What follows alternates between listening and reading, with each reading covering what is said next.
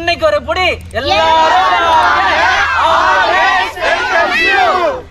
அனைவருக்கும் வணக்கம். இந்த வீடியோவில் சண்டே vlog தாங்க. எங்கே வந்திருக்கோன்னா மொரைன் வியூ. இது பார்க்குறதுக்கு அவ்வளோ அழகாக இருக்கும். ஃபால் டைம்லலாம் இந்த இடம் ரொம்ப பியூட்டிஃபுல்லாக இருக்கும் ஃபோட்டோஸ்க்கெல்லாம். அங்கே தான் வந்திருக்கோம். நம்ம வீடியோக்குள்ளே போகலாம்.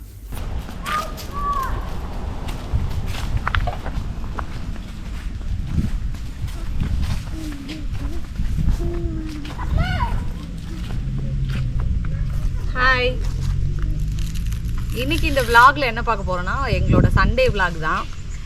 லாஸ்ட்டு ஒன் வீக்காகவே வெதர் கொஞ்சம் டவுனாகவே இருந்தது. இன்றைக்கி நல்லா இருக்குது அப்படிங்கிறனால நாங்கள் வெளியில் வந்துட்டோம். என்ன பிளான் பண்ணியிருக்கோன்னா இங்கே வந்து பிரியாணி சமைச்சு சாப்பிட்டுட்டு அப்படியே இந்த சண்டேவை என்ஜாய் பண்ணிட்டு போகலாம் அப்படின்னு சொல்லிட்டு வந்திருக்கோம். ஸோ வாங்க வீடியோக்குள்ளே போகலாம். ஓகேவா?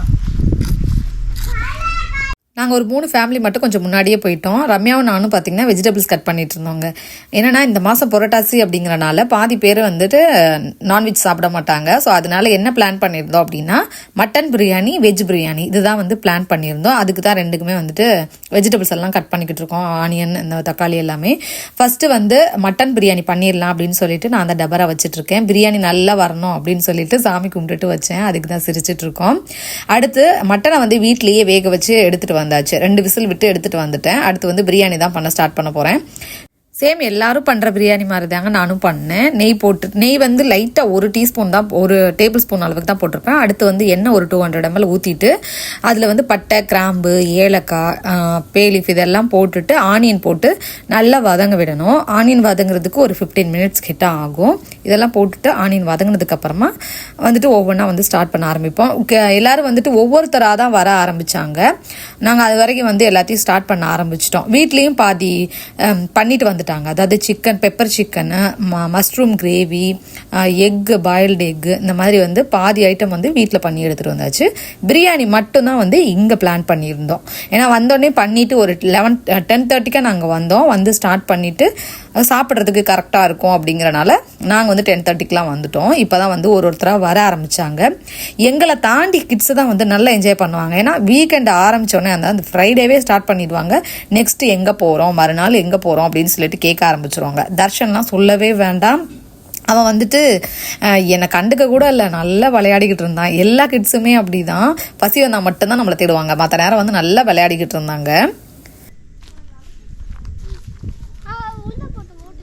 போடு போடு, பரவாயில்ல. போடு.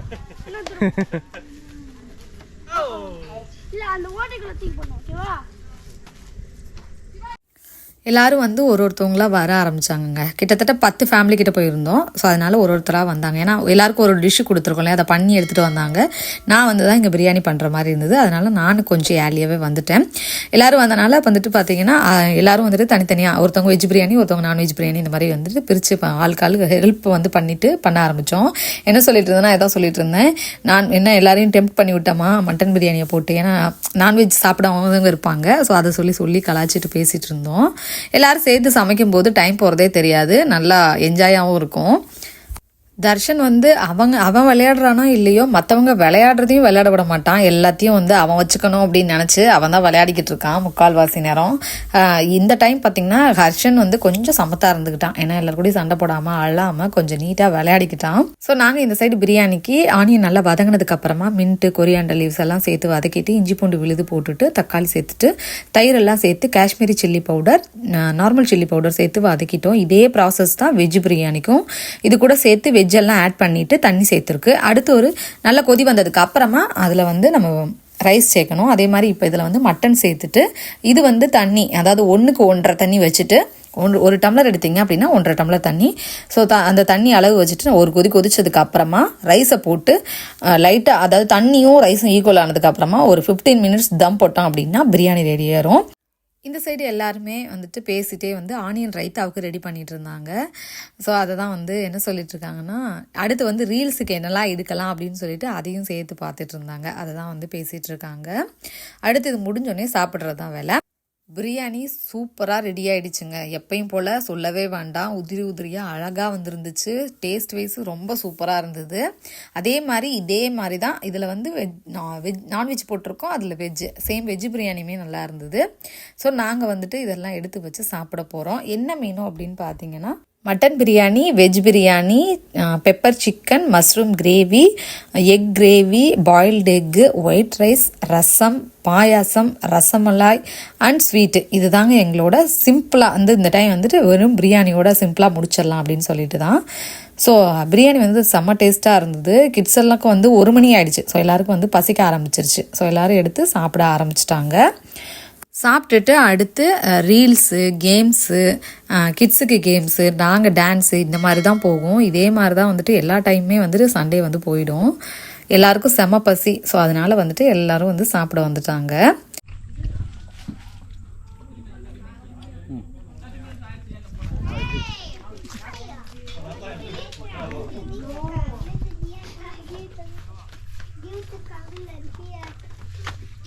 தர்ஷு குட்டி தான் ஹாய் சொல்லிடுவோம். ஹாய். கிருபா மைண்ட் வாஸ் எப்படி தான் சாப்பிட்றாங்களோ அப்படின்னு அப்படி சொல்லக்கூடாது. ஐயோ நான் சாப்பிடல.